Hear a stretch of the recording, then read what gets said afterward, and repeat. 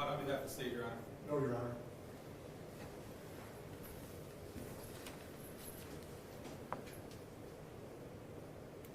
Today is the sentencing of the defendant for the purposeful and intentional murders of Davion Flanagan and Dominic Russo.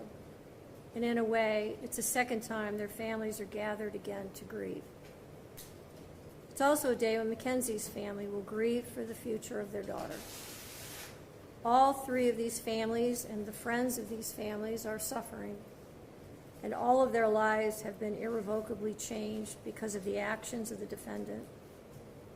The unintended and collateral consequences of a selfish, intentional, and cruel decision by Mackenzie will ripple forever in time.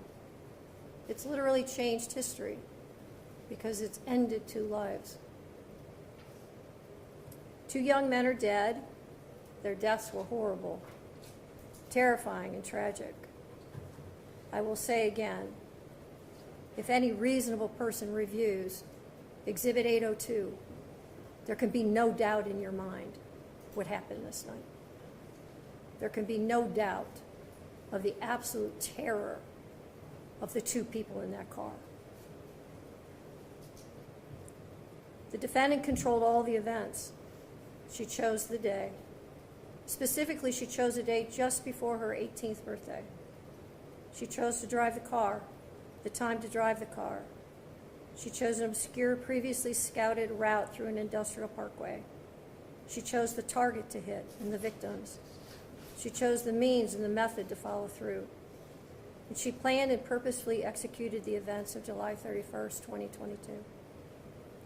The review of the evidence supports the factual findings, the forensic testimony, the testimony of the first responders, the testimony of the emergency room doctors who treated the defendant, the testimony of the coroner's medical examiner, the testimony of those who knew the victims and the defendant, and the testimony of the BMV official who provided evidence that not only did the defendant deny any medical condition when applying for her license, which her mother co-signed and attested to, but also that just after the accident, Mackenzie renewed her driver's license and again denied any medical condition. In fact, the defendant was so concerned about driving that, as the state mentioned, during the investigation, she asked if they could just suspend her license for 10 years. It is hard to fathom how a person could be concerned about their driving privileges, having just been responsible for the deaths of two people. There was no medical condition that caused this as an accident. There was no mechanical failure of the car. The record is clear on the facts and the evidence. Her mother's uncorroborated statements without any medical testimony or records is not persuasive. It is also important to remember that even if Mackenzie intended to also die in this crash, that is irrelevant. A failed suicide attempt is not a defense to murder. And even in a murder-suicide attempt, when the perpetrator executing the plan survives, the other death or deaths are still murder. There's only one person who's responsible for the pain of everyone in this room, and that person is you, Mackenzie. Nobody else is responsible. This isn't the fault of Dominic's family or Davion's family or your family. And I know that each of you have asked your questions to yourselves, what if? What if I had done this or that? The truth of it is, none of us can control the intentions of another.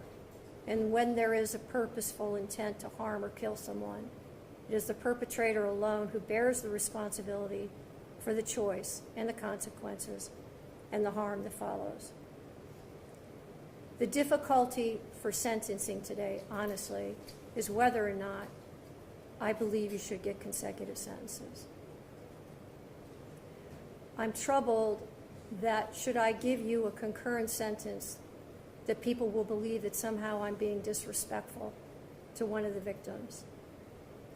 And on the other hand, I have to weigh the punishment. There's a very good likelihood, Mackenzie, that you will spend the rest of your life in prison.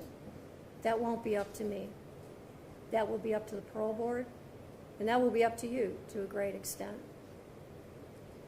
I understand that the pain in this room wants me to impose the harshest sentence, but I don't believe that would be the appropriate sentence, because I do believe that Mackenzie will not be out in 15 years. So she's sentenced on count 2, the murder of Davion Flanagan, 15 years to life. She's sentenced on count 1, the murder of Dominic Russo, 15 years to life, to be served concurrent to each other with credit for time served. I'll waive fines, fees, and costs, and your appellate counsel will be assigned.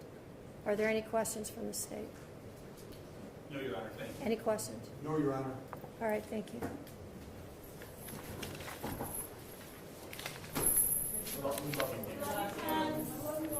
You're innocent.